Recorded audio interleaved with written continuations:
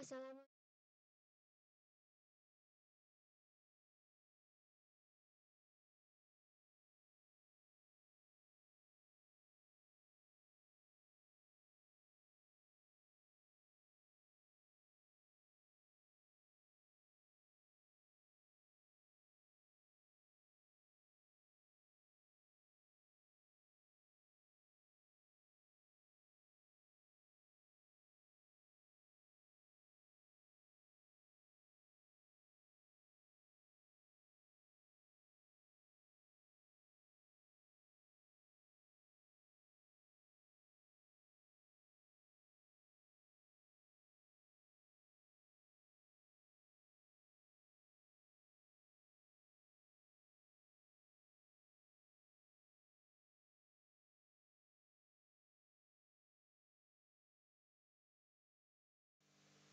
Welcome to International Expert Talk, sharing session Renewable Energy Technology. I am Aliatika, that will be your master of ceremony this morning. Before we start this event, let's pray together. Pray begin.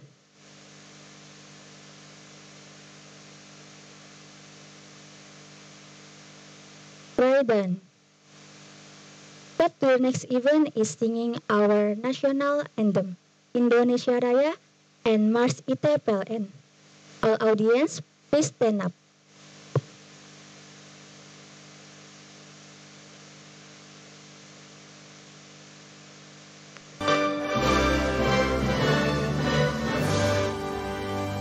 Indonesia, tanah airku, tanah tumpah darahku.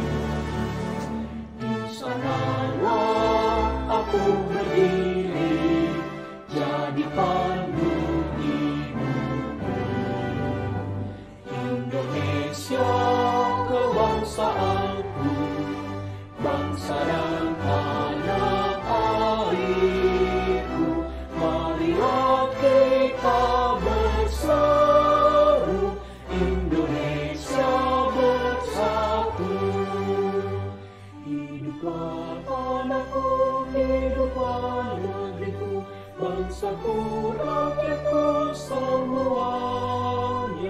Bangunlah jiwanya, bangunlah badannya, untuk Indonesia Raya. Indonesia yang merdeka, merdeka, tanahku negeriku yang tercinta. Indonesia yang merdeka, merdeka, hiduplah Indonesia Raya.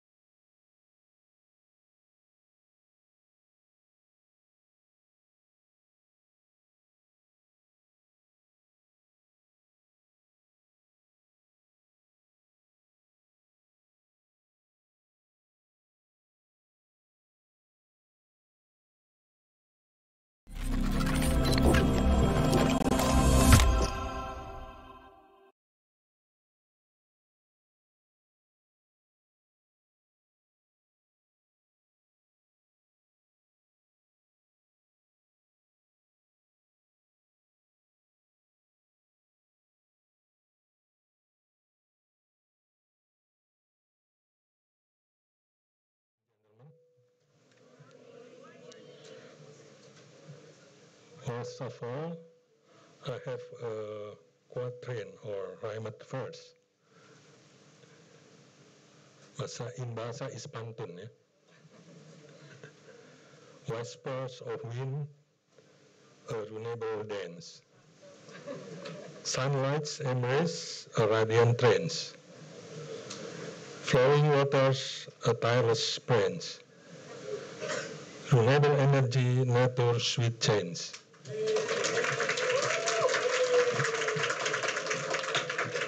Ladies and gentlemen, esteemed guests and enthusiasts of sustainable progress, good morning. It is with immense pleasure and optimism that I welcome each and every one of you to this significant gathering focused on the future of energy in Indonesia, the Renewable Energy Technology Seminar. In the heart of our beautiful archipelago, where the sun kisses the sky and the winds whisper through our islands, we stand at a pivotal moment in history. Today we come together not just as participants, but as pioneers, united by a shared vision for a cleaner, greener, and more sustainable Indonesia. As the global call for environmental stewardship grows louder, Indonesia stands poised to lead the way in embracing renewable energy technologies.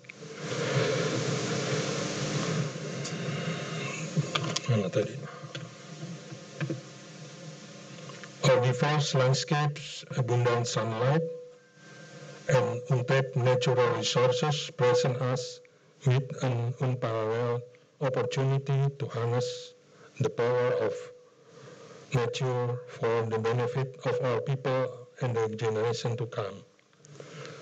Throughout this seminar, we will explore the dynamic landscape of renewable energy technologies that can reshape the energy paradigm in Indonesia, from solar and wind power to geothermal and hydroelectric solutions. Our discussion will delve into the innovative possibilities that can propel our nation towards a more sustainable future. But, dear participants, the seminar is not just about technology. It's about collaboration, learning, and fostering a collective commitment to change. We have the chance to bridge the gap between potential and reality, turning theoretical discussion into practical, impactful initiative that can transform the energy landscape of Indonesia. As we embark on this journey together, let us open our minds to the endless possibilities that renewable energy technology brings. Let us engage in fruitful dialogues, share insights, and ignite the spark of inspiration that will drive the development and implementation of sustainable energy solutions across our archipelago. I encourage each of you to actively participate, ask questions, and challenge assumptions. Let us be catalysts for change, advocates for cleaner environments, and ambassadors for a brighter, more sustainable future for Indonesia. Thank you for joining us in this pursuit of knowledge, innovation, and progress. Together, let us illuminate the path towards a greener Indonesia, one powered by boundless potential of renewable energy technologies. Thank you very much. And now pantun in bahasa Indonesia. Energi hijau datang berseri. Matahari bersinar tak pernah berhenti. Angin berbisik, air mengalir tenang. Green energy, alam tersenyum lega. Thank you very much.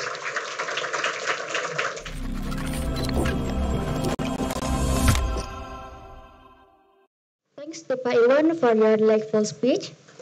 And the second speaker, please welcome Ibu Dr. Rumi Sirayit STMT, the Dean of Faculty of Electricity and Renewable Energy. Bu Rumi, please proceed to the stage.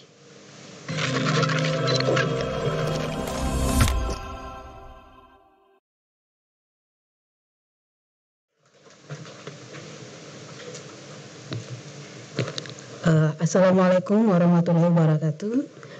Selamat pagi, salam sejahtera untuk kita semua. Kalau tadi Pak Iwan sudah berbahasa Inggris, saya akan menerjemahkan. Saya dalam bahasa Indonesia. Thank you very much for Mr. Jirat to attend as a speaker in this event. Sharing session about renewable energy. Thank you, Mr. Beberapa bulan terakhir ini, beberapa kali kita mendengar berita ya, bahwa kalau Jakarta dikatakan sebagai kota paling terpolusi di dunia gitu. Nah, mendengar hal ini, saya sendiri merasa terenyuh ya, negara kita di mana kita tinggal, kota di mana kita tinggal ternyata merupakan salah satu kota yang paling terpolusi di dunia. Dan beberapa pengamat telah melakukan pengamatan mengenai hal ini. Salah satu faktor terbesar penyebab dari polusi udara yang sedang kita alami sekarang ya, itu adalah akibat dari pemakaian kendaraan ya, itu sebesar 44%. Terus kemudian sisanya dari rumah tangga dan industri seperti itu.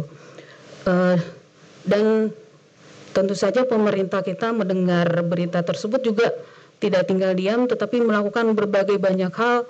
Bagaimana caranya untuk mengatasi atau solusi untuk mengatasi keadaan tersebut ya.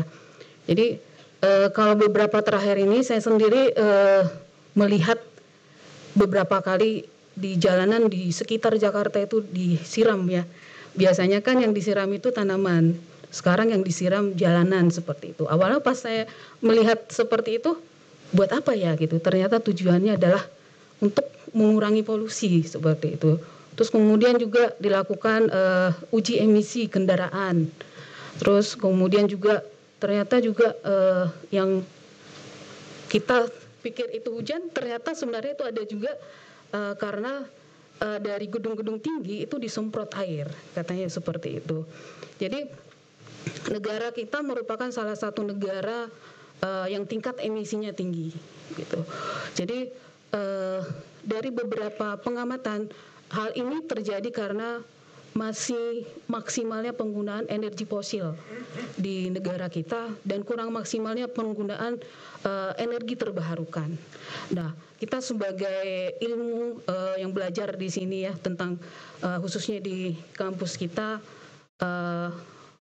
tentang energi terbarukan, kitanya harusnya juga menjadi prihatin tentang hal ini.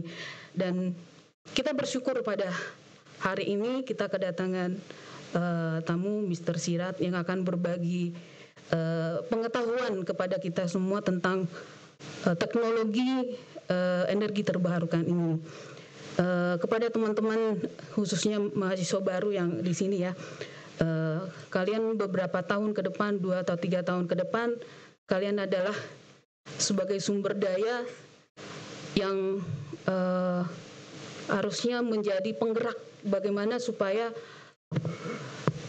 ada solusi yang dapat diterapkan untuk negara kita terkait dengan kondisi yang ada sekarang, bahwa negara kita khususnya Jakarta ini merupakan kota terpolusi tertinggi di dunia gitu. Jadi kami sangat berharap acara ini menjadi suatu semangat buat teman-teman di sini untuk belajar bagaimana tentang teknologi energi terbarukan yang nantinya bisa diaplikasikan di negara kita supaya negara kita tidak lagi dicap sebagai negara penyumbang emisi energi di dunia gitu ya. Oke, terakhir dari saya, mudah-mudahan teman-teman di sini mendapatkan ilmu sebesar-besarnya yang akan memperkaya ilmu pengetahuan kita, khususnya nanti yang dapat kita aplikasikan untuk kemajuan Indonesia. Oke, akhir kata, selamat menikmati seminar hari ini. Semoga kita semua mendapatkan ilmu yang sebesar-besarnya. Terima kasih.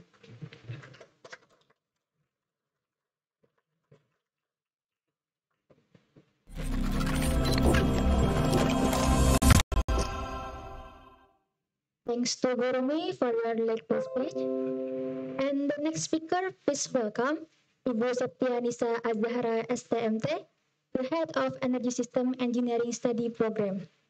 Wara, please proceed to the stage.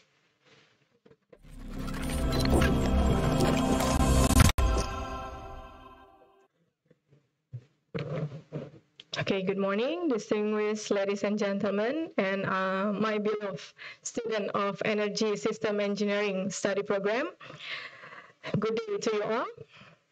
It is a great pleasure for me to welcome you to the International Expert Talks today, and I'm very thankful to Mr. Chirac from GE Australia for your attendance today to share some knowledge to us about renewable energy technology. And I also would like to say thank you to Bapak Iwan Tutuka Pambudi as a Vice Rector and Ibu Rumi as a Dean of Faculty of Electricity and Renewable Energy for your presence today. And to all the lecturers of Energy System Engineering Study Program. And I also I wish to thank to the committee, my student in Himsner, especially in Himsner and Mr. Zulham, who have organized this event, this wonderful event. Okay. And I hope through this event, we all can upgrade our knowledge, especially in the renewable energy technologies. And I wouldn't take too much of your time, so I will hand it over Ms. Arya to proceed to the next agenda. And once again, welcome and thank you for attending this event today. I wish good luck for you all. Thank you. Good morning.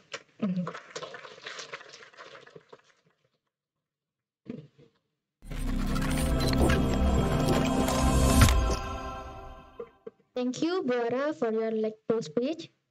And before we continue the event, we will take a picture together for documentation. To the committee, please help us for documentation.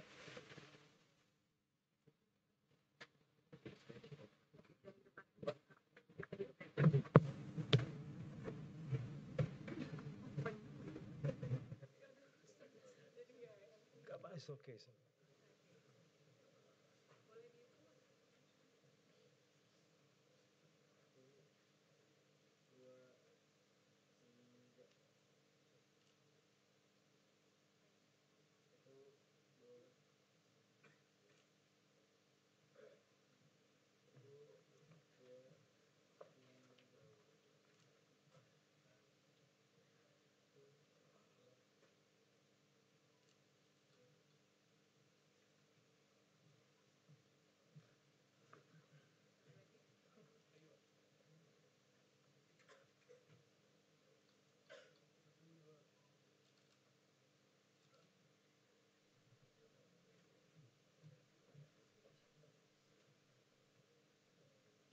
Thank you for the help. And the next Orman event is which will be guided by our great moderator. He is one of the lecturers in our study program and also graduate of ITPLN. So before that, let me read the CV of our moderator.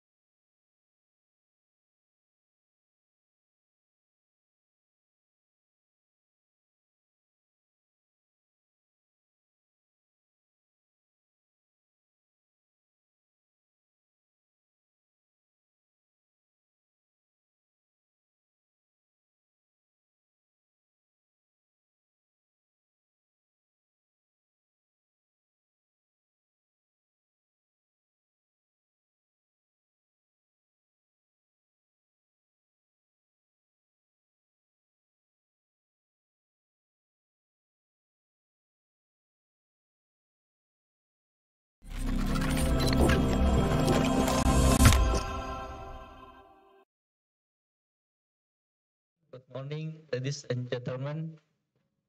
Thanks, Alia, for introducing me. I hope all of you know me so well, eh? Okay, the Honorable Pak Iwan, the Honorable Bu Umi, Honorable Bu or Mbak Ara, and ladies and gentlemen, I'm Zulham Kenchi, the moderator of decision. Before we move to the next agenda, as I understand, this event is organized by Energy System Engineering Program. It's the student association. So I want to keep our spirit before we to the next agenda with the jargon. When I say Himster, so you know what? Okay. Are you ready? Himster? Himster? Himster? Thank you. That's great. And to begin with, allow to me to read the rule of decision. International export talk have two part of this decision. The first one is a presentation by our expert. Will take about 40 minutes, and then will be followed by Q&A session about 15 minutes. This event is international expert talk with the topic renewable energy technology will be presented by Mr. Siraj. He is an expert of GE Technical Expertise Program, over 20 years of experience in protection, automation, and control, and he based in Sydney. No further ado for the introduction, please welcome Mr. Siraj Mistry. Please proceed to state.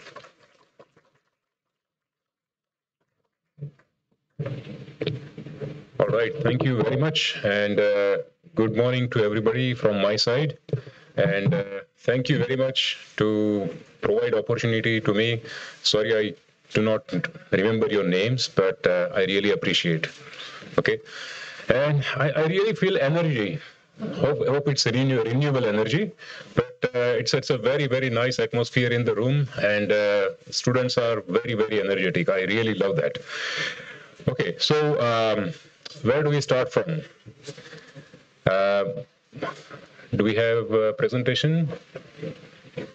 All right. So yeah, before they put up a bit about myself, I was born, I studied in India. I finished my graduation in 92. I worked in India for some time, and then I moved to Middle East. So I worked in Dubai, I worked in Oman, Bahrain, all over Middle East. And I then came to Australia. So I am responsible for CAP region for marketing and applications. And yeah, it's a very exciting time to work in this industry. I remember a couple of years ago, I think about 6, 7, 8 years ago, the situation in Australia was that there was no growth in energy, right? So there was no growth in demand. And we were experiencing that every year the growth was coming down by 2 or 3%. Now, before that period, we always had an impression that energy demand can only go up. It cannot come down because there are more number of people and all of that. But then what started happening is that equipment became more efficient and so on and so forth, and the energy usage came down. But now, within last 6 years, the situation is completely changed, okay? There is a tremendous growth in electricity consumption because of various factors, electric vehicles, electricity has replaced a lot of energy sources. Okay, so our prime source of energy going into future is going to be electricity. So these factors, and we know that in our industry, about every 10 years, there is a game-changing technology. Okay, so technology changes, it always changes, but after we have experienced that after every about 1 decade, there comes a time that there is something new which changes everything. And if you are aware about the protection, control, etc., you know that 10 years, 20 years back, we had IEC 61850. So that has changed protection, control, and automation field. And now, at this time, what we are witnessing is a penetration of renewable energy, which is now going to change everything, which is changing everything. And the topic of my presentation here is integration of renewable sources and what challenges they bring. Now, I am not really aware about what subject you are studying, so I will keep my presentation in general terms, and I'll try to tell you what challenges we are facing as an industry and what solutions are there in the market. So what are we going to do about it, right? So just to give you background, back in, let's say, 20, 30 years back, or even 10 years back, the primary source of electricity was synchronous generation, so thermal power plants, okay? So they were big power plants. I don't know if you have been to thermal power plants. They are very big. They are very, very big machines, huge, right? And it needs thermal energy. So the primary source was like oil or gas or coal, right? And fortunately, we realized that we need to curtail the use of coal and gas and oil. We need to reduce our emission, right? To reduce global heating, global warming, right? So that's a very, very important topic. And from that initiative, then the industry decided that we need to switch to renewable energy. So what is renewable energy? Something that renews itself. So wind, there is no deficit of wind. Wind will always blow, right? Sometimes more, sometimes less, but it's always there. Sunshine, we are always going to have sunshine in Indonesia especially, right? So renewable energy, so the source doesn't diminish like fossil fuel. So fossil fuel, as you use, you keep consuming, and then at one day it will finish, right? Not so much with sunshine. It's always going to be there. So we are now switching to renewable sources. So that is going to replace most of the thermal generation in coming decades. Okay. Now, what's the problem? We are replacing thermal power plants with wind farms, with solar cells, with battery, etc. So what's the problem? That is electricity. This is electricity. What's the difference, right? You should ask that question. So this is what the presentation is about. Okay, so my particular area of expertise, or the field where I work in, is not the renewable energy source, but basically it is how to manage that energy, how to manage the grid. So basically protection, automation, control, and how they are affected by these sources.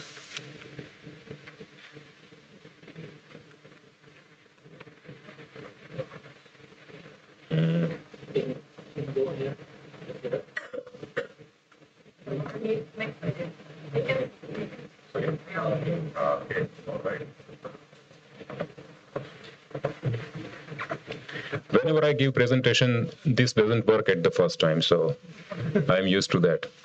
All right, so I'll start with our agenda is what problems we are trying to solve, some of the building blocks where the applications are built, and some of the applications, right? Now, as you know, this figure might be old, but what we are trying to convey here is that we are going to see we are going to see less and less of thermal generation. So the proportion of wind energy, proportion of solar energy, they are going to go higher and higher. Okay, and the coal generation or the thermal generation is going to reduce. All right, and this is going to happen. It's already happening, and it's going to happen. Right. So what is so different about renewable sources? So how do they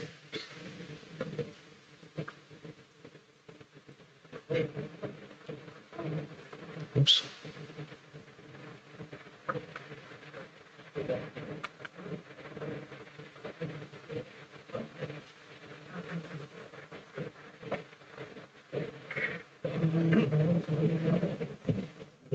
Sorry, Mr. Chair. Not a problem.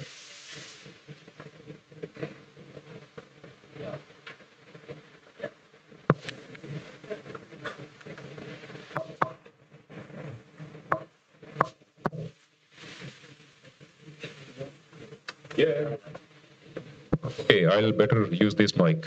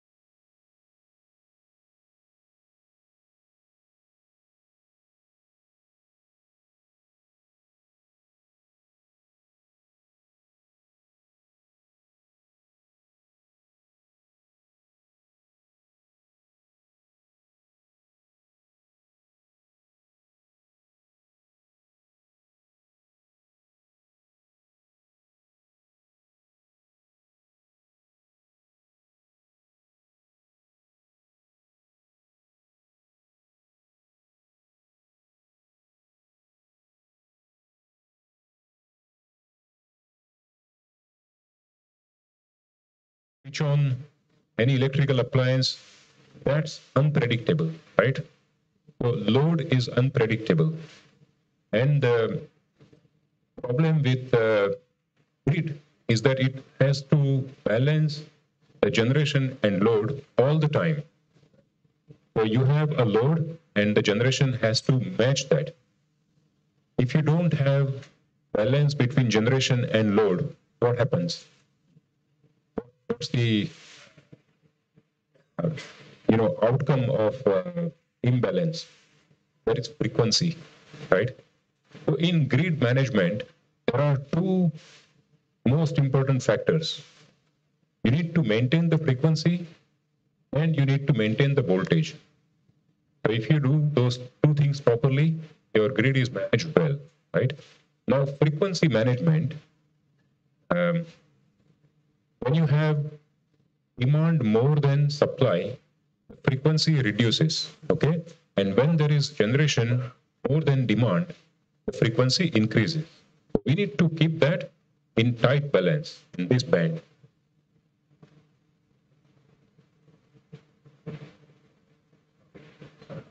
Right, no problems.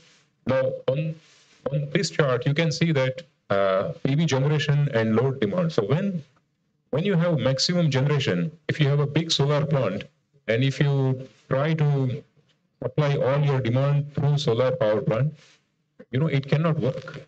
That's your load profile. Your load will increase, let's say in the evening, when people come back home, when they switch on, lights in the home and all of that. So then that's when you have maximum demand. But that time, the sun has set. There is no more solar generation, right? So we have to balance that. Sometimes we balance that with battery, right? Okay, then the other major difference is that wind or solar generation, they include power electronic interfaces, right? They are not like big synchronous machines. So I don't know whether you have studied synchronous machines or not, but I will explain you the difference in very basic terms. What is a synchronous machine and what is what's going to happen in the power electronics. So basically, the synchronous machines, how they work is that you have a rotor, right? Rotor is carrying the magnetic field, which is produced by DC current. Have a magnetic field within the rotor. It spins around, and the magnetic flux cuts across the stator winding, and that's how the voltage is produced. That's how the electricity is produced.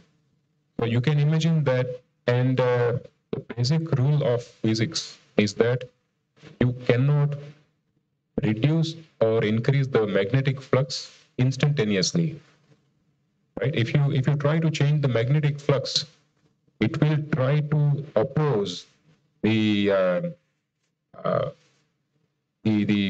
cause that has trying to increase or decrease the magnetic flux. So it will be difficult to increase or decrease magnetic flux.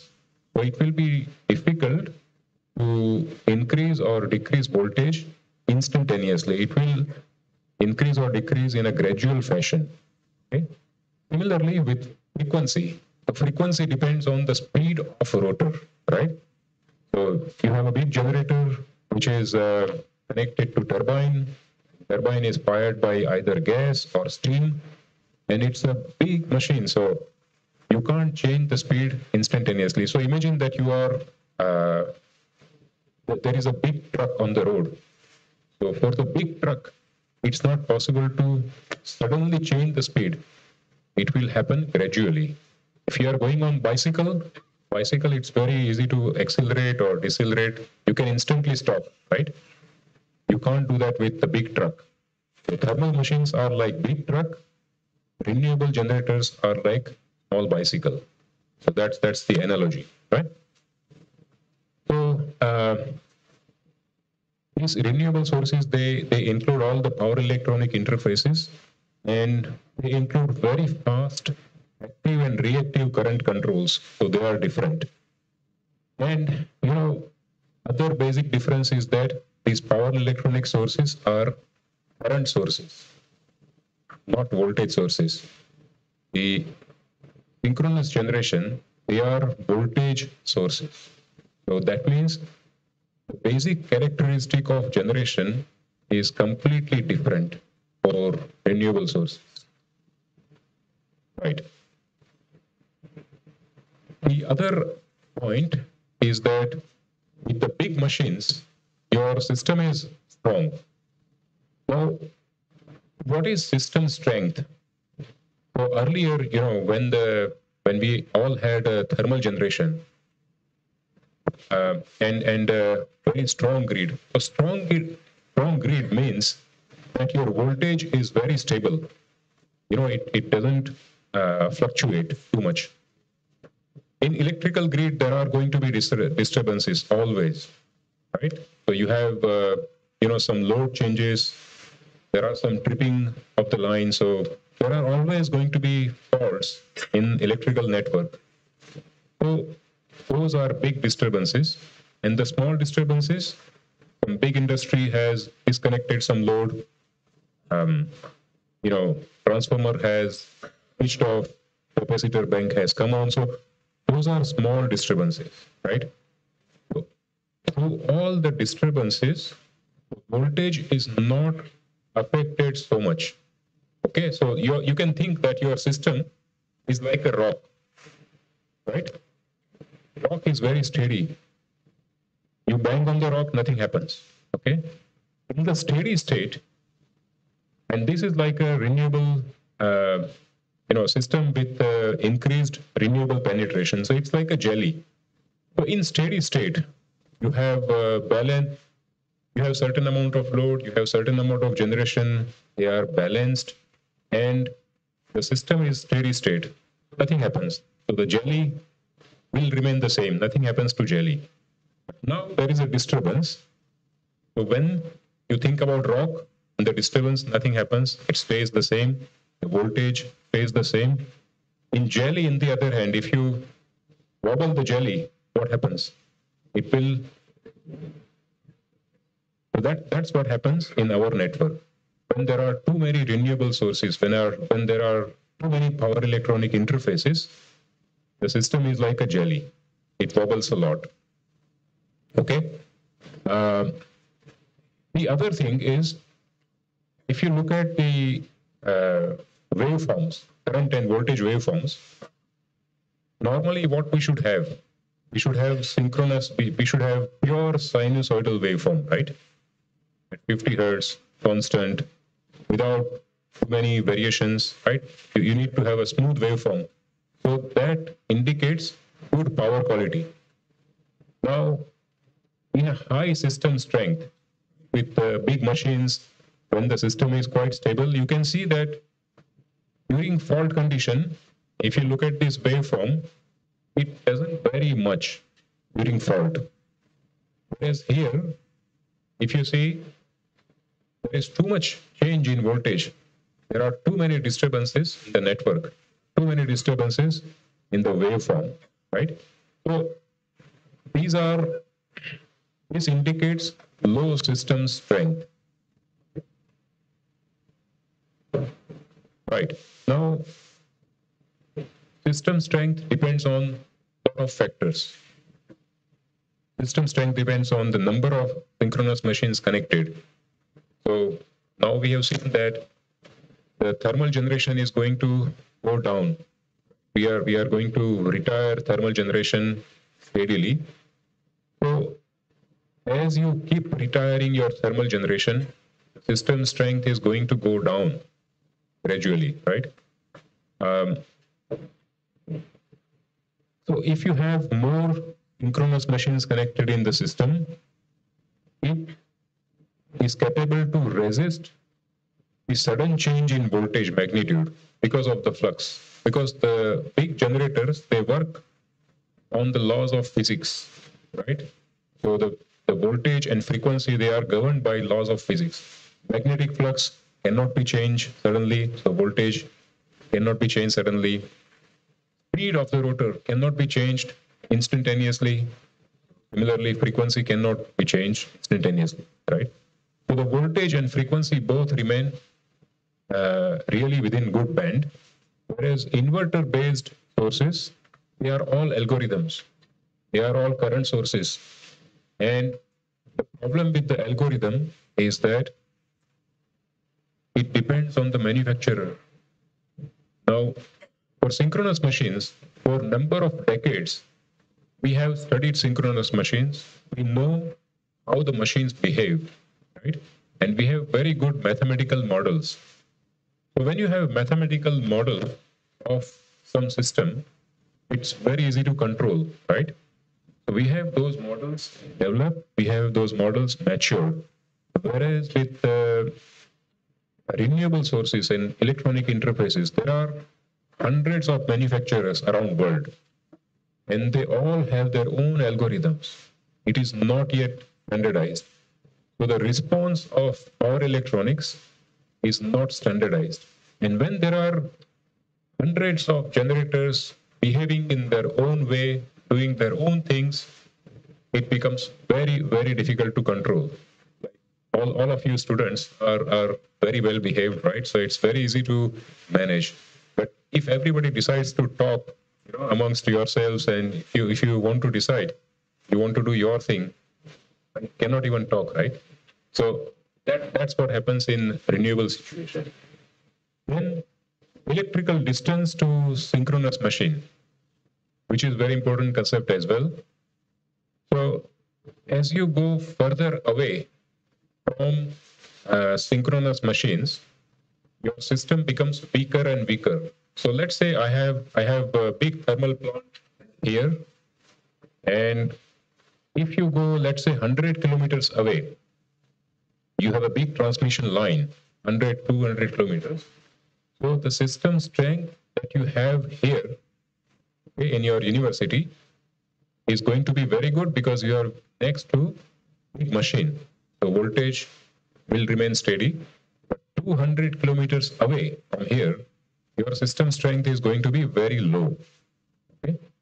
So, and now you think about something. Your renewable generation, where is it? It's not going to be in the middle of the city, right? It's going to be in remote areas. The wind farms are in remote areas. Solar generation is in a remote area, right? So those areas are quite far from your thermal power plants, and therefore they are connected to the weak part of the system. So it all increases the problem. All right. The other way to think about system strength is like this.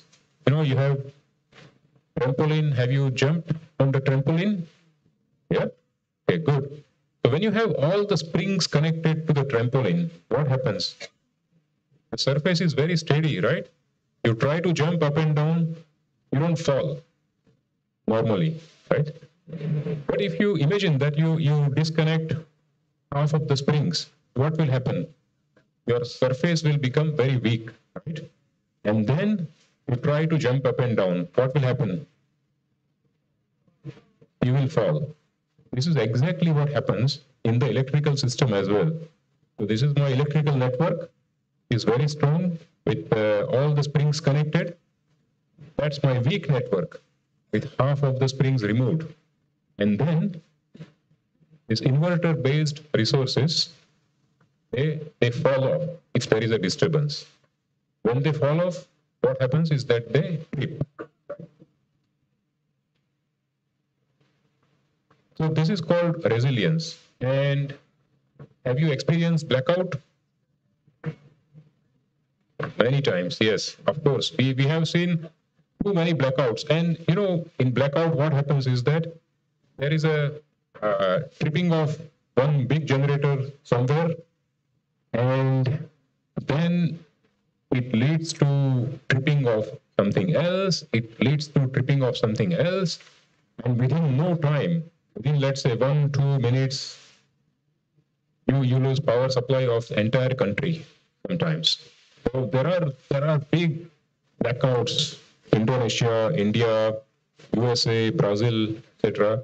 And we have a very good study of these events and why do they happen. So they all happen normally because of the system strength, because of something going wrong in the system. And as we keep increasing renewable, the likelihood of these problems occurring is going to be more and more. Okay? So the problems are going to increase. Okay, so if you think about electrical system, you can think about what happens in the transmission, what happens in the distribution. Right? So in the transmission side, the main problem would be to maintain stability and to maintain frequency. Those are transmission line related problems. And when we come to distribution side, in distribution side, we have, let's say, a lot of rooftop solar. And, traditionally, as you go away from generation, so there is a substation, and there are distribution lines, and then there are homes at the end of distribution line. So as you go away from the substation, your voltage would fall, right? Because you are going away from the substation. Now the situation probably is reverse, because you have a lot of rooftop solar, so the voltage at the end is more than the substation. Okay, so the problem is reversed. Now your home is actually injecting a lot of current into the grid. Okay, so At the distribution side, we have different problems to tackle. So on the transmission, the problems are related to stability and maintenance of frequency. At the distribution side, we need to maintain voltage. And also the protection is affected, right? Because the relays, the way the system was designed, that power supply, the flow of electricity was only one way, right? From the power plants through to transmission line, through big transformers, to distribution, and then to final customers. But now, power can flow anywhere from in transmission network or distribution network. Power can flow anywhere in any direction. And when the traffic is only going this way, it's very easy to manage, right? I can cross the road very easily. If you have vehicles going, in both the directions, it's difficult to manage, right? How do I cross the road? Because vehicles are going here, vehicles are going in that way. Something similar happens in the electricity network as well. That power flow is flowing like this, power flow is flowing like this. So where should the relay look at? Should it go? It should have directionality. So this presents some challenges for existing protection systems. So that also we need to solve. All right. So basically, if I want to summarize, as we move from today's situation, or the transition has already started happening, I can think about 4 different things. If you think about fuel, right? So fuel in conventional generation, it's easy to control.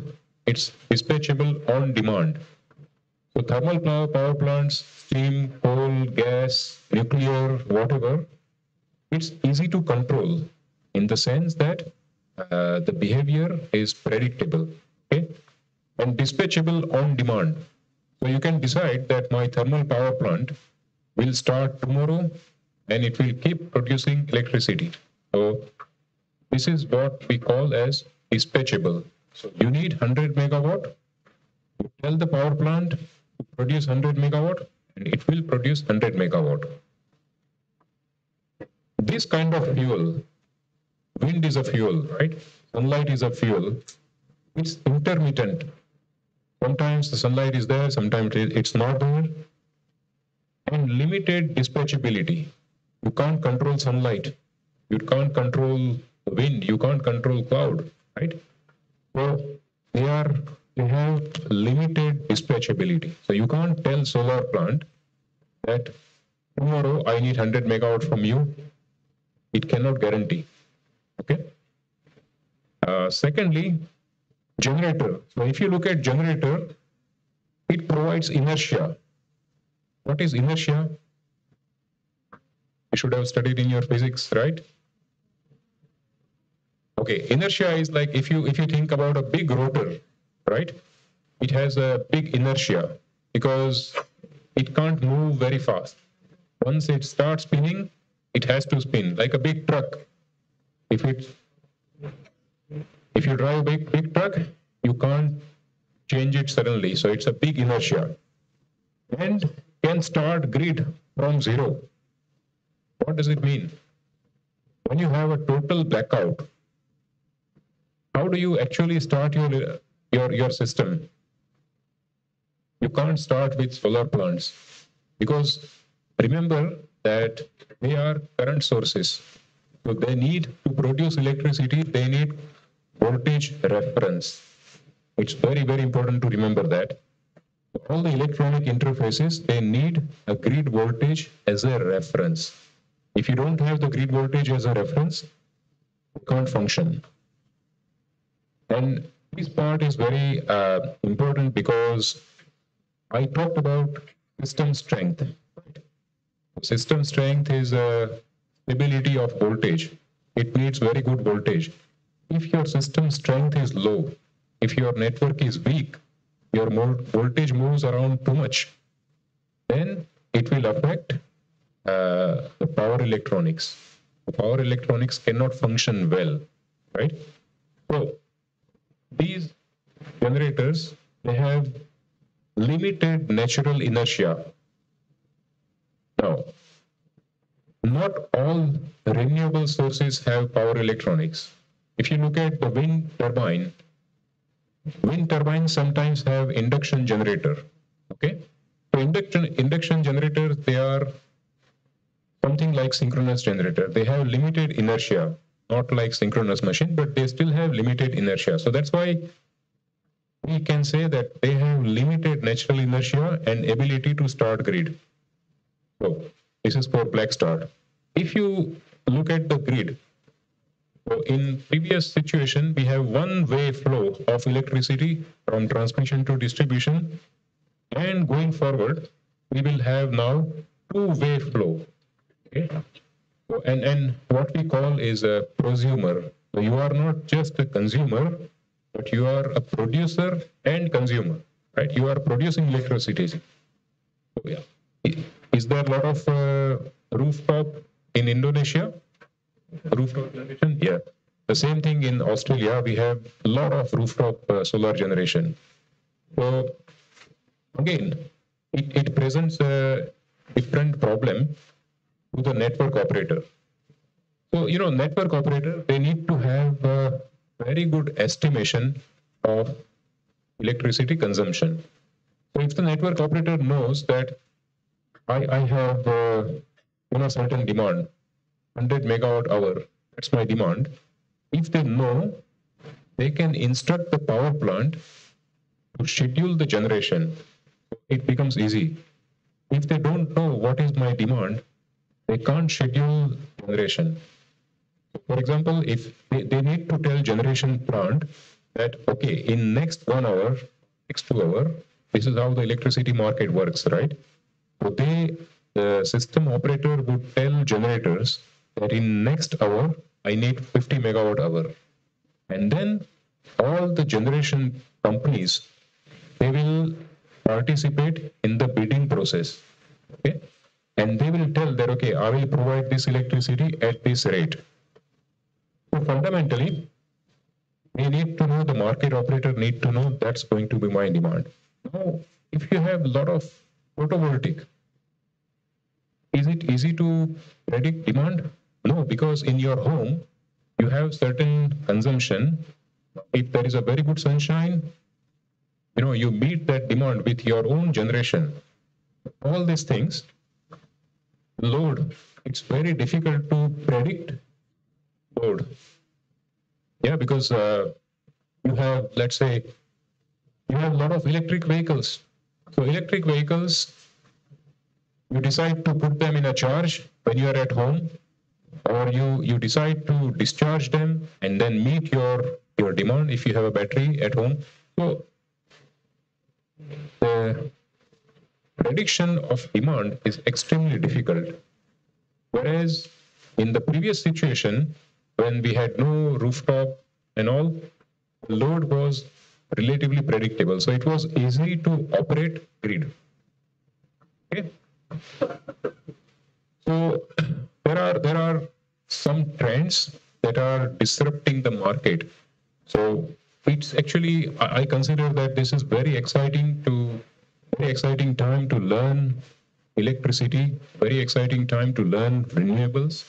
So for you students, I really think you are going to be really sort of going to be able to make difference in the industry, because you learn something, you are witnessing the big change in the market, and it's a very exciting time ahead, I would say.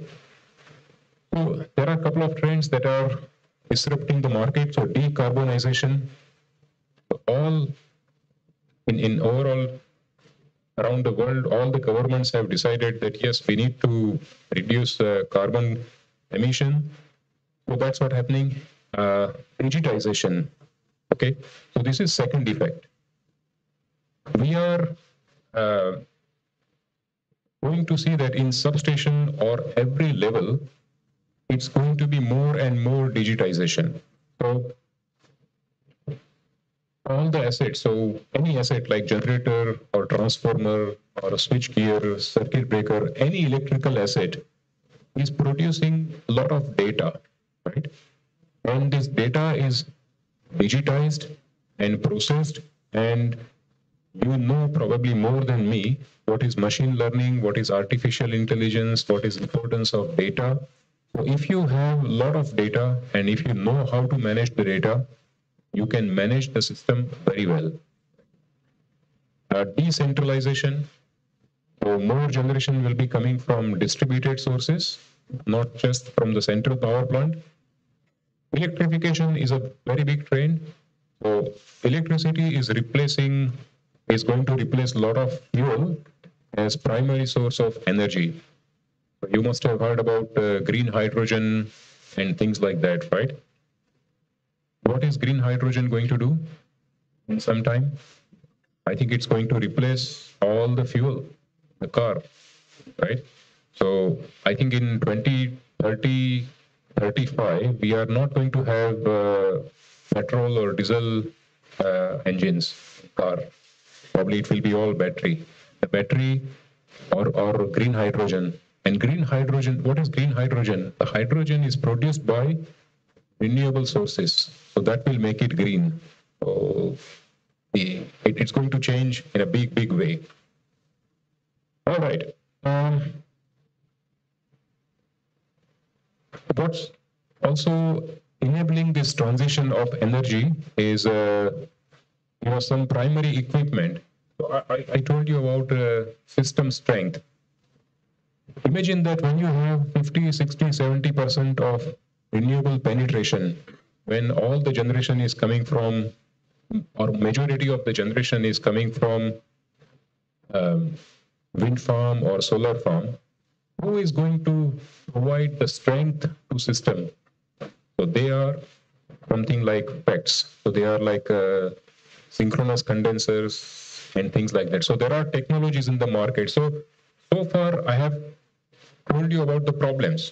So renewable energy, although it is advantageous, but it brings its own problems. But we have solutions as well, because we are engineers, right? And what do we like? We like problems.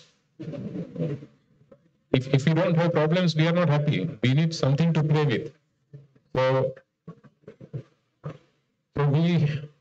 we love problems, we love solving problems, and sometimes we create problems as well, right? Good.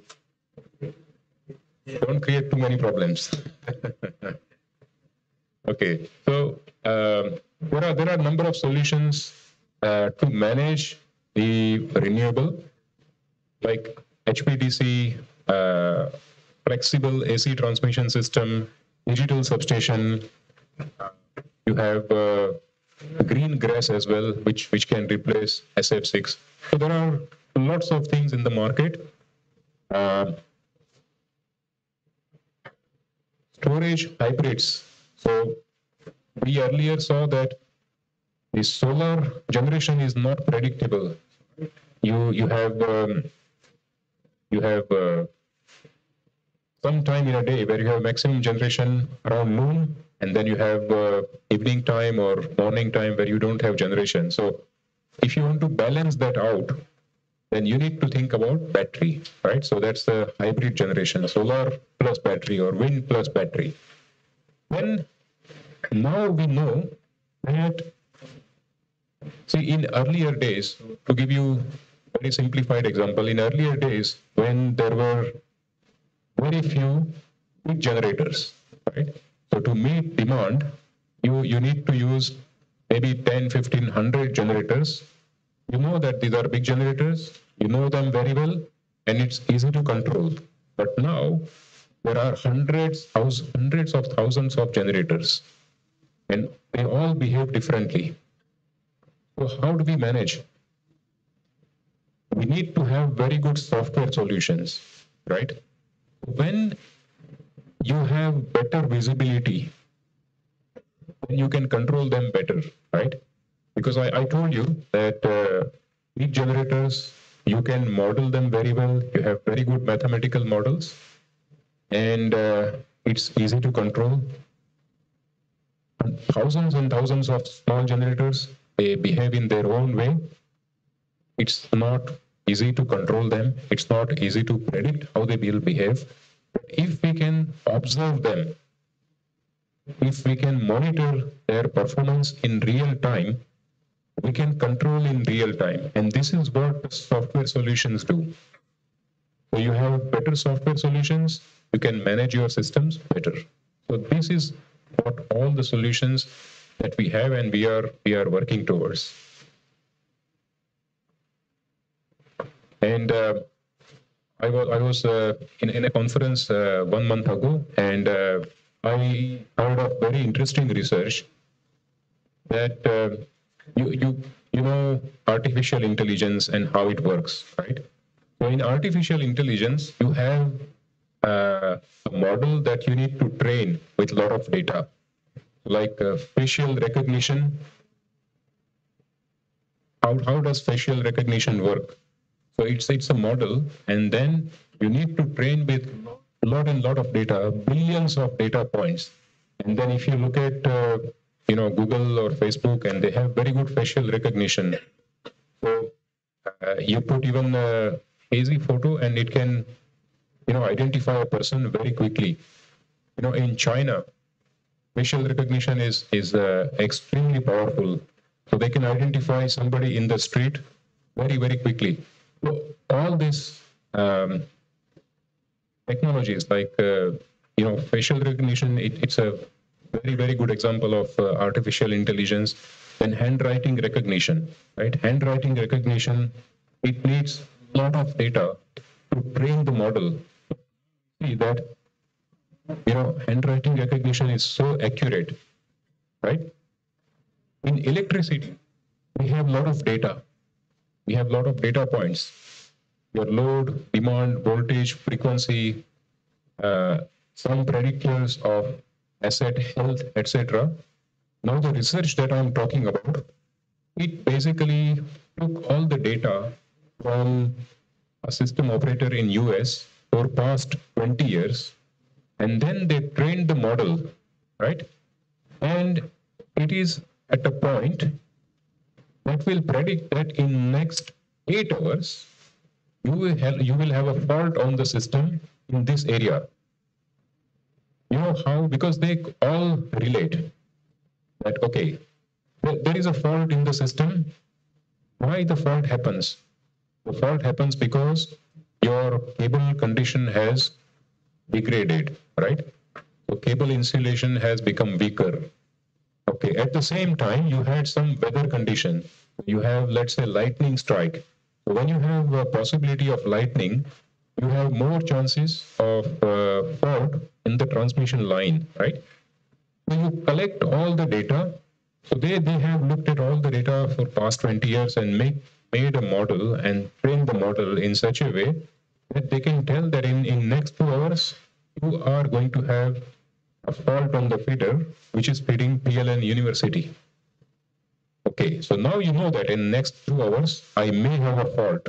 What would you do? Right? For example, if there is a prediction that in this hospital, the power supply is going to be cut, then probably you will take some actions. Like you can keep your emergency generator ready. You can move elderly people who need assistance and all of that. So this is happening in our industry as well now. So it's going to be very interesting. So this machine learning, artificial intelligence, and all, they are going to play part in dealing with the transition of energy. Okay, so building block. How much time do we have? Sorry? 5 minutes more? Good. You need to stop me, otherwise I'll keep talking. Okay, so one of the very important concept I told you about, if you want to control something, you need to monitor them properly. If I don't monitor, I cannot control. And what do we use for monitoring? In our industry, in electricity, transmission, distribution, we need to know what the voltage is, at different point of the network, and we need to have a real-time information. And what is real-time information? If you look at the SCADA systems, if you look at control systems, typically they get the data after 1 to 3 seconds, and that's not real time. So the voltage magnitude was, let's say, 150 kV somewhere, and I know this after 3 seconds. It's not good enough. In previous situation, when I had big generators, when things did not happen fast enough, that was good. I have data after every 3 seconds, but now things are changing very fast. So as soon as things happen, I need to know. And one of the important parameter is voltage and angle. So what we try to measure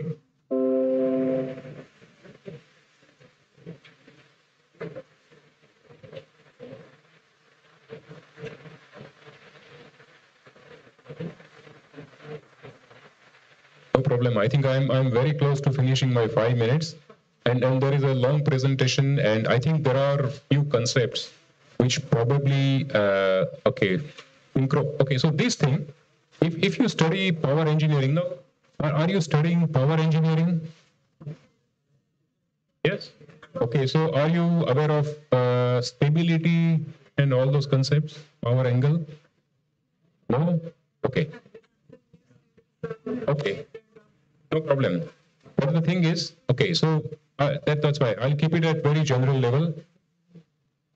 To control something, you need to monitor better, and you need to monitor in real time, right?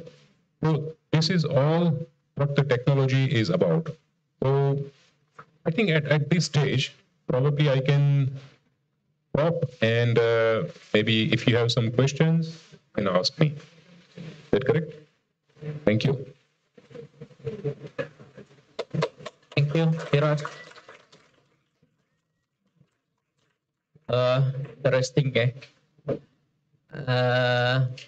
I think this the Q&A session. So if you have a question, please raise your hand and say your name. From the left hand side, yeah, please. Two person.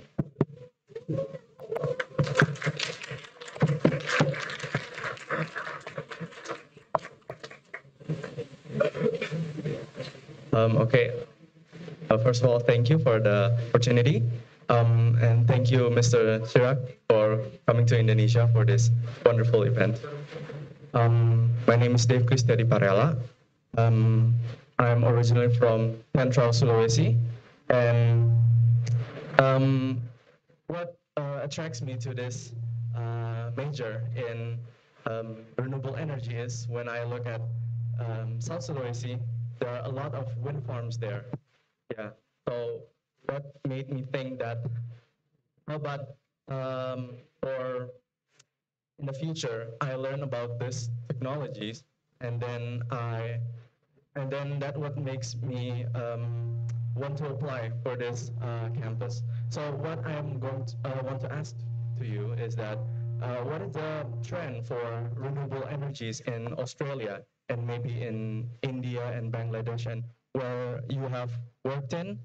Because the trend about renewable energy in Indonesia, what I've seen a few years is the government is trying to improve the generation of renewable energy power sources. So that's what I'm asking you about, trend about what's in Australia. Thank you. Thank you. Thank you very much. In, nice question. And if I look at Australia, the renewable generation is increasing. Now, one of our state, South Australia, sometimes has 100% renewable generation. All the load, 100% load, is getting by renewable generation. So they have lots and lots of wind farms, lot of solar farms. We we have transmission level grid storage, like 100 megawatt hour battery. The world's biggest battery, Tesla, was in South Australia, and overall renewable generation like wind farms and solar, it's massive in Australia. I think worldwide we have I think one of the largest penetration of renewables. It's a big in Australia, because we have in Australia, if you look at the geography, we have a lot of empty land. There are very few major cities, and a lot of area is empty, a lot of sunshine. It's ideal for solar farms, right? And the problem is that in Australia, we have very long transmission distances. So between one city and the other city, there are 1,000 kilometers. So there are extremely long transmission lines, very concentrated generation, and this brings different problem for the network management. But your question is that what is the trend? The trend is like this, right? It's going to go up. There are plenty of projects, and the problem is not for generation now. The problem is for the network operator. So imagine that you have your transmission network, right? And there are 100 guys who tell you that, okay, I have a solar farm. I'm ready to invest. I'm ready to put up a solar farm here. But when you produce so much of energy, how do you get it to the network? That's the bigger problem, right? So you have hundreds of cars, and you have this much road, right? So how do you get all the cars in the road? And this produces congestion, right? If you think about solar generation as a car, so there are thousands of cars, and you have just one road, because our transmission lines are not increasing. It's a long process. So the network is dealing with different kind of issues. The generation is there. There are players in the market who is ready to put up wind farm, solar farm. So, but yeah, in India also, there are lots and lots of solar plants planned. Worldwide, I think this is booming. The trend is upwards. Absolutely. Thank you. Thank you, Shirat. It answer your question. Thank you. So, any question from that one? Good. When I was student, I was so shy. I did not ask a single question in my 4 years of uni. I was just happy to sit at the backside and then quietly listen. But now I'm very happy that you ask questions. Good morning. I'm Amarita Budiman, and I would like to ask some questions from the material that you. How are developing countries adopting renewable energy solutions, and what challenges do they face in implementing this technology, particularly in rural or remote areas with infrastructure? Yeah, that's very important question. So developing countries and how they are coping with this transition. So I think that this also has a relation to the other question that I mentioned about congestion, right? So you have to put a power plant in a remote area, and how do you manage, right? So there are two ways to do it. One is that you integrate that power source with your main network, or you have a remote area and you make it as a microgrid, right? So what happens is that in microgrid, you manage that area on its own, so without worrying about connection, without worrying about congestion problems. You look at that area, so you have certain generation, you have certain load, and you manage that area as a microgrid. So microgrid technologies are very important for remote areas, rural area, where you don't have very strong network, and the technology really will help in integration. Okay, and it a lot depends on the government subsidies, like in developing countries, you mentioned. So, like for example, in Australia, when we started rooftop, the rooftop initially the solar panel price was very expensive. It was not affordable, and then the government started giving subsidy, so cheap solar uh, generation, and they used to give very good incentive when you feed back electricity. So then people started going for rooftop after rooftop, right? And that actually brought the cost of the solar cells down, because as you go, you produce more and more, you have economy of scale, right? So then the solar panels price kept reducing, and now we are at a point that the government subsidy is reducing, but at the same time the price is also reducing. So you ask that, okay, what's the trend in developing countries? Yes, government needs to do a lot. They need to have very good policies for supporting renewable generation, for supporting these microgrid technologies. Okay, excellent. I think no, I have more information on that answer. So any question from here? Senior one. Please, Yana.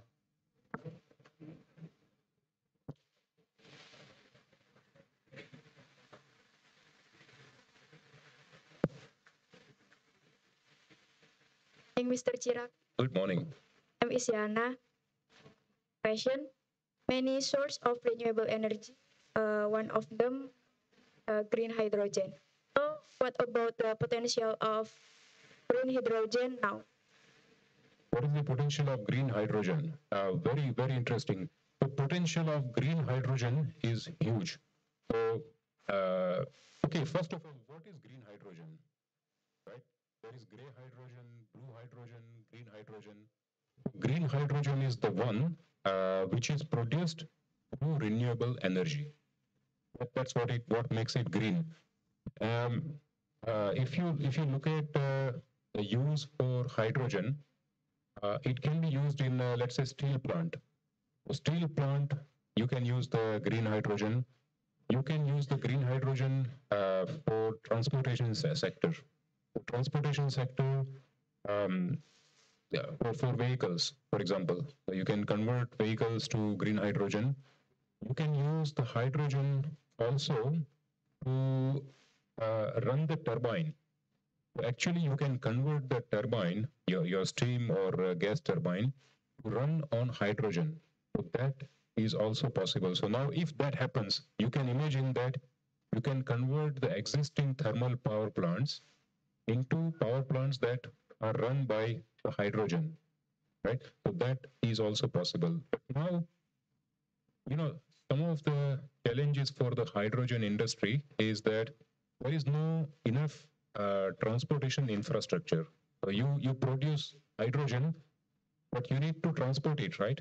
How are you going to transport? So there are going to be like shipping lines or transportation through sea and all. All this infrastructure has to develop to be able to support the transport of hydrogen. But technology has very, very big potential. Now, in Australia, I remember there was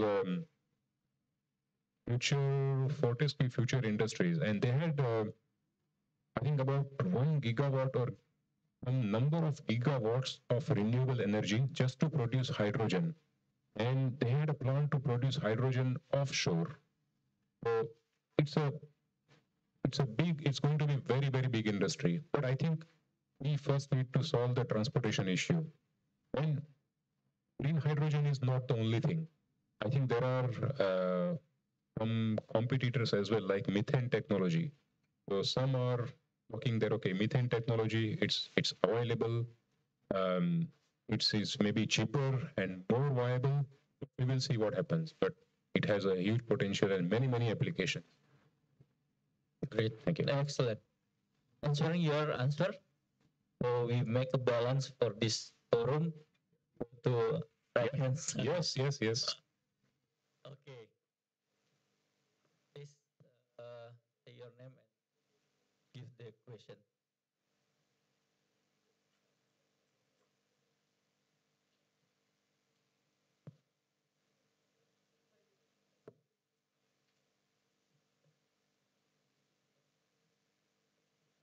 Good morning, ladies and gentlemen, and good morning, sir. In this question, I wanna ask about, can you explain the economic implication of investing in renewable energy infrastructure, including factor such as job creation, cost saving, and long-term economic stability for countries and local communities? Because in the presentation, I remember that you say digital service to optimize asset management. Like, I know that uh, it's gonna cost less for the renewable energy management, but isn't it gonna take over people jobs? That's it, sir. Thank you. Okay. You are a businessman. But now I need to ask you, how do you get such nice questions? Because in your presentation that you say digital service to optimize asset management. Yes, yes. Excellent. No, very, very good question, actually. No, I really appreciate, and I nice. Okay. So there are two parts. Okay. Some time ago, I visited one distribution operator, a distribution company, right? And then we were talking about. Oh no, the question is very right. So we have digital services, and is it going to take over people's jobs? Okay, yes and no. So as with any technology transition, the nature of the job is going to change. What we were doing 10 years ago, we are not doing now. And what we are going to do maybe 2 years after, we are not doing now. So the nature of the job is always going to change. And therefore, it's very important to be updated with the technological trends. Now, I was talking about the distribution company that I visited, and we presented our solutions that we can manage assets and we can manage data, and because of that, the the burden on your existing staff will become less. So you can manage it more efficiently. But you know what they told us? That no, we don't want to use technology. Why? Because we want to keep our people productive. But we have certain maintenance staff, okay? But we have certain maintenance staff. Now, if we don't keep them busy, you know what will happen is that their level of knowledge will decrease, right? Their competence will decrease. And when they are supposed to work, they will not be able to work because they don't have experience. Technology would have taken over their routine jobs. They actually did not want to use advanced technologies because they wanted to keep their people not in the job, they were in the job, but to keep them on their toes, right? So this was just one approach from one of the customers. Many customers, they don't do it because they have too much to do. They have limited staff and they have too much to do. Now, when it comes to digitization and technology and being able to do more with less resources and all, it always makes us think that okay, what about people? What about jobs? But actually, if we look at different industries, if we talk to transmission companies, distribution companies, industries on regular basis, and they struggle with manpower. They don't have enough manpower. So as students, it's a valid concern that these technologies, are they going to replace people, affect jobs? But actually, it's going to be completely opposite. They are going to need more and more people, but in different field. For example, look at if you have a competence in developing programs, if you have a competence in data analytics and all, there are not enough number of people who can do that. If you can do that, data analytics, machine learning, if you know something about artificial intelligence and all, you are always going to be in the market. Now, if I know something that I knew about 15 years back, based on that knowledge, I can go somewhere, but it's probably not going to keep me relevant for next 15 years. I need to keep myself upgraded. I think the role of these kind of institutes is very important, that they keep you updated with the technological trends, right? So I don't know if I have answered your question, but the thing is, your concern is valid, that what about people? Uh, but it's going to, I think, positively impact people. You know, when this Chat GPT and all came around, there is always a question that what will Chat GPT do? Right? Will it replace people? Because a lot of jobs are going to go for sure.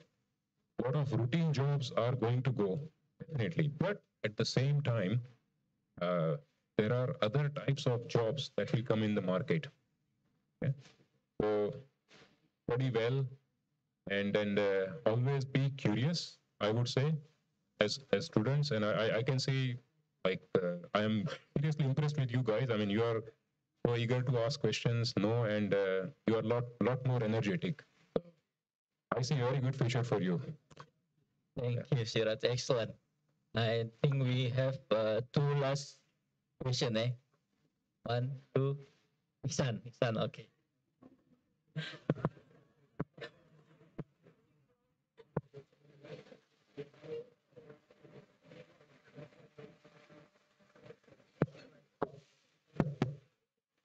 I want to say thank you. My name is Muhammad Sapan from South Borneo. Question is, are the battery technology able to keep up with the renewable energy in the future? What is your opinion on that matter? Sorry, can you repeat your question? I could not hear properly. Are the battery technology will be able to keep up with renewable energy in the future? What is your opinion on that matter, sir? Which technology? RBE technology? Battery technology will be able to keep up with renewable energy. Sorry, which technology? Are the battery technology will be able to keep up with renewable energy in the future? Yeah, I mean, technology is evolving, and it going to be able to keep up with renewable energy. So, you know, as I mentioned a lot about renewable energy and what problems it brings and all of that. Yeah. What I want to ask is, in the future, the renewable energy technology becomes so advanced that really the bottleneck of the system.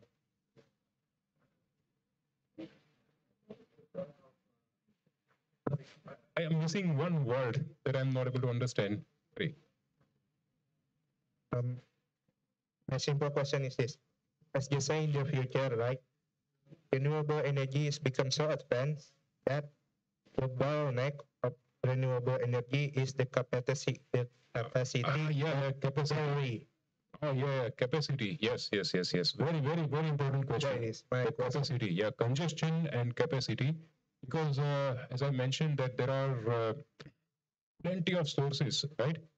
And so what we are doing is, I'll give you one example. You have, let's say, solar or wind farm at the end of your network. Okay, there is plenty of generation, and the transmission line or distribution line is not capable to carry that generation, right? So that's the bottleneck. Now, how do we solve that problem? So there are two ways to solve the problem. One is build your network. Okay, build more transmission lines, build more distribution line. But that is very expensive option, right? And it takes a lot of time. It takes, it takes a lot of efforts for land acquisition. To build infrastructure is very expensive.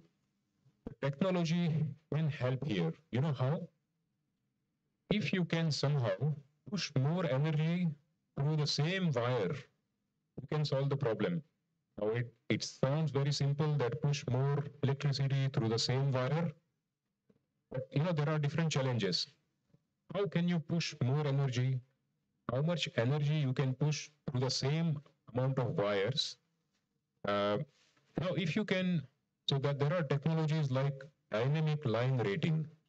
Okay, now any transmission line is rated to carry certain power. So, for example, that's my transmission line, and it can carry 100 megawatts, right? And this 100 megawatt figure is based on the calculation that if you pass more than 100 megawatt, then it will produce more heating based on the resistance and all. But you know what? There is wind blowing. So it produces a cooling effect. And actually you are able to carry not 100 megawatt, but 140 megawatt through the same line. But that is possible if you are able to measure the temperature, if you are able to measure the condition of the line in a real time. And this is very, very important. So these technologies are available right now that can tell you that this line is safely capable to carry. Now we have certain examples now. In this presentation, I have a slide at the last that in UK there was a case study that the same transmission line capacity was increased by 40% without spending anything, just measurement sensors and technology. So at the fraction of the cost, you can increase the capability of the network. So this solution is provided by the technology. And of course, the technological solution will have its limit.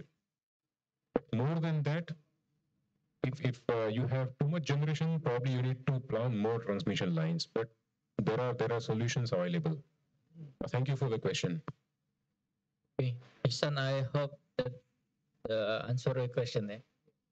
And last question from here. There are too many hands from here. Okay, so you can choose one, please. Not any. I don't have any preference. Okay. So the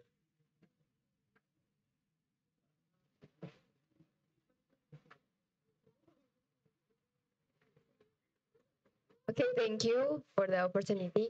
Good morning, Mr.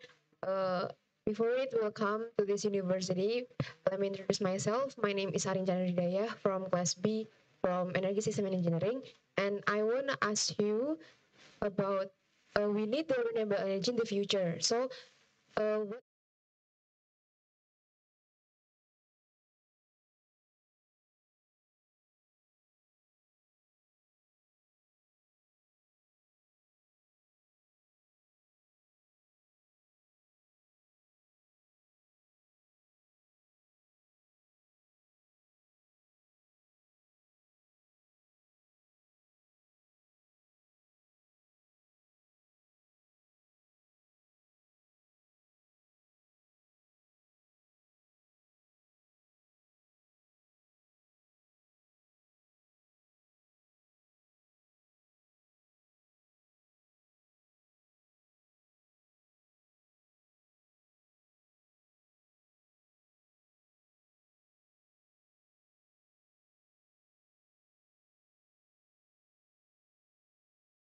Students, be always curious, right? That's the most important thing for students.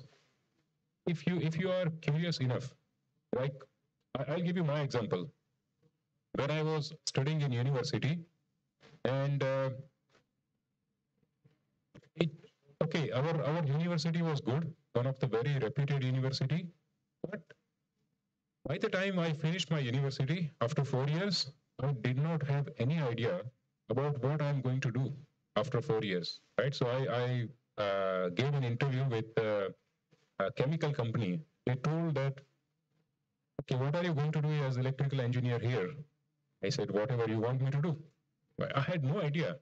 I did not see electrical panel during my 4 years of university. I did not see big electrical motor. So our exposure back in that time was very limited. Now, I think you students are very fortunate in that respect, that you have a lot of industry exposure. You have fairly good idea about your place in the industry, what you are going to do. So as students, be curious, pick up new skills, right? So you are learning renewable energy, which is very, very important, very, very topical and very relevant subject. It will keep you in the job market for a very long time, I'm sure. But just don't have a tunnel vision that this is my field. Try to see what's happening in the market as well. Like, for example, data mining. So there are a lot of associated skills that you can develop, like data mining, or think about AI, right? How it's going to impact. So create some foundations. And fortunately, these days, there are plenty of resources to learn, right? So you have, let's say, half an hour free in your day, and you can go through some lectures, you can pick up some skills. That's going to be very beneficial for your core study as well, right? So I would say the appetite to learn is very, very important. Yeah. Okay, excellent. I think is answer your question, eh? Oh, one more. Oh. No, we have finished Okay, this season. finished, yeah. Thank you. Okay, give us applause to Mr. Siraj. Thank you for the presentation. I think it's finally we have the end of this season, and I think we'll move to next agenda, back to Ms. Alia. Thank you very much. And big thanks to all of you from me. I'm really impressed with all of you. Very happy to be here. Thank you.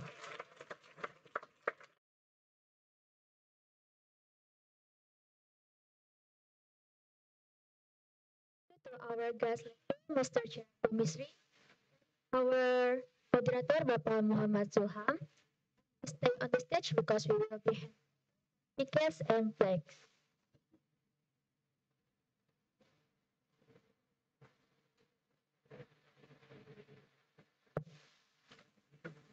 We will invite the Dean of Faculty of Electricity and Renewable Energy, Ibu Dr. Rumi Sirait STMT, to the stage.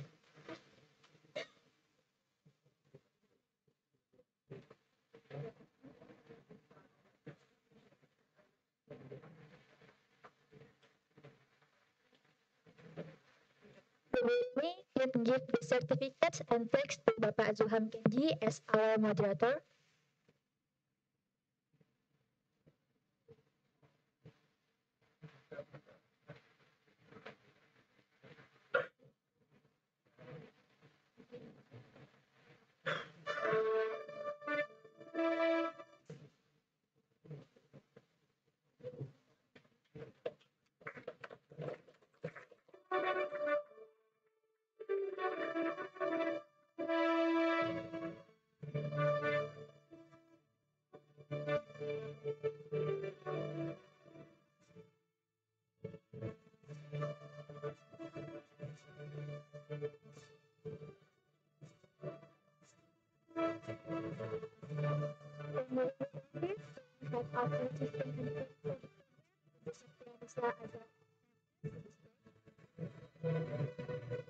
Juara can give the certificates and flags to Bapak Mr.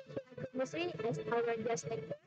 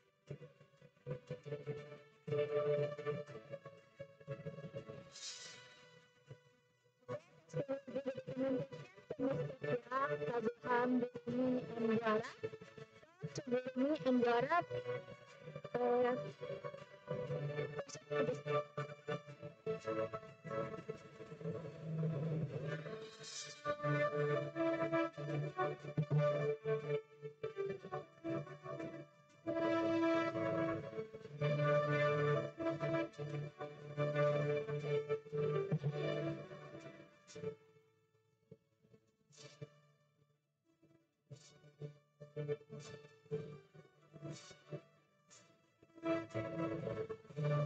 to Mr. Abraham Murni Andara, and you may back to yourself.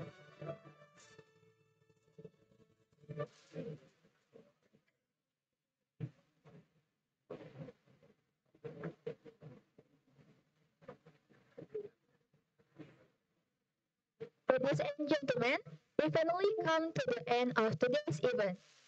We would like to thank all the participants who have contributed to the success of this event. We hope you learned something from this event, and sorry if there are any mistake and unpleasant. Thank you so much for your attention, and see you on the next event. Wassalamualaikum warahmatullahi wabarakatuh.